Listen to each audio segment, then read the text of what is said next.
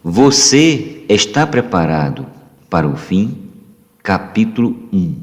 Tema desta semana: o mistério da iniquidade. Domingo.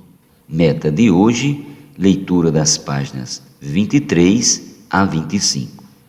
Eliminando a iniquidade. Quando criança, eu adorava ir à fazenda de meu pai na época da colheita.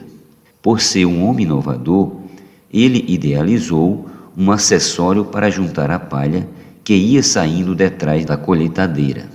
Hoje, isso é feito de maneira automatizada, muito mais eficiente, reaproveitando-se a palha para cobrir a terra para o plantio direto. Naquele tempo, quando a colheitadeira apanhava os grãos, toda a palha era lançada para trás e ficava espalhada pelo solo. Meu pai inventou uma placa grande que ficava presa por um cabo.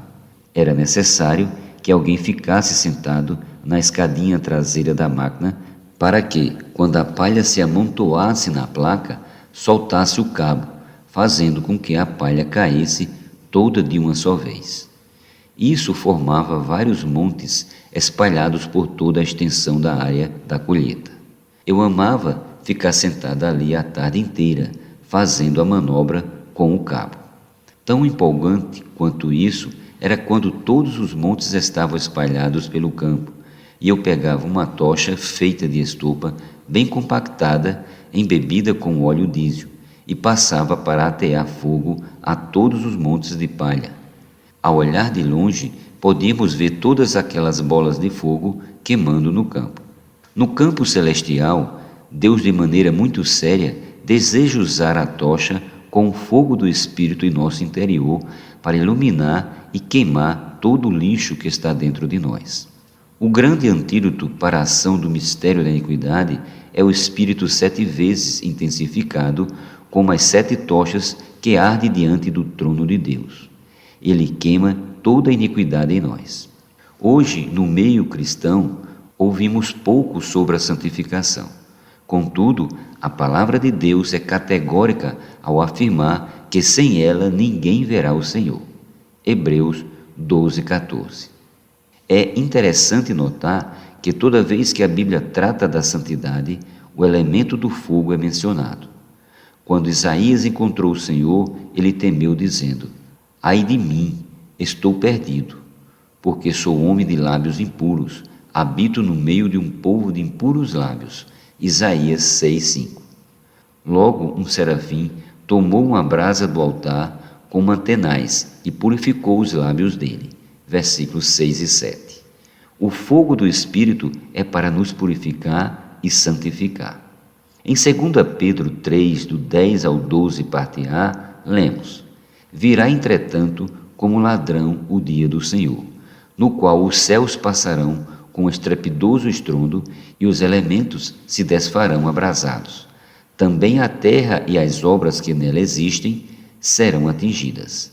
Visto que todas essas coisas hão de ser assim desfeitas, deveis ser tais como os que vivem em santo procedimento e piedade, esperando e apressando a vinda do dia de Deus. O Senhor deseja que o sirvamos em santidade. Um dia tudo será purificado com fogo e todas as coisas da iniquidade serão eliminadas. No entanto, prefiro que todas elas sejam queimadas em mim hoje, quando contemplo os olhos do Senhor Jesus. Se não forem queimadas hoje, terão de ser queimadas naquele dia, quando o juízo de Deus nos alcançar. Aproveitemos hoje, enquanto estamos na era da graça. Em Hebreus 12:1, somos encorajados a nos desembaraçar de todo o peso do pecado que tenazmente nos assedia e a correr com perseverança a carreira que está diante de nós. Deus deseja que corramos, mas sabe que temos 2 dificuldades. A primeira é o pecado que fica preso a nós. A segunda, o peso. Alguns talvez não estejam presos ao pecado, mas ao peso que são preocupações, dúvidas, inseguranças, temores, sentimentos de fracasso, falta de autoestima, condenação. Se essa é sua situação, ora ao Senhor e deposite todos os seus sentimentos em sua presença. Desvencilhe-se de todo esse peso aos pés de Jesus, lançando sobre ele toda a sua ansiedade, porque ele tem cuidado de você. 1 Pedro 5,7. Nos versículos seguintes de Hebreus 12, temos uma advertência para todos os que servem a Deus hoje.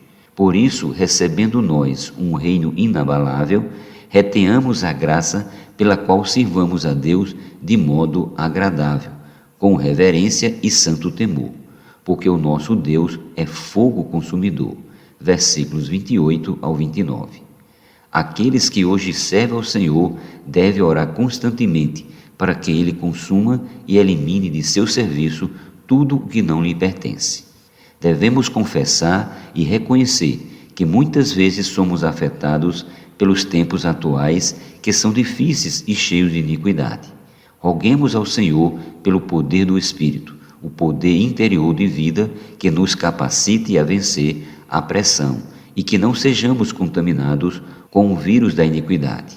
Em nossa oração, devemos pedir ao Senhor que olhe para nós com seus 7 olhos, que são como 7 tochas de fogo, a fim de queimar tudo aquilo que não lhe agrada.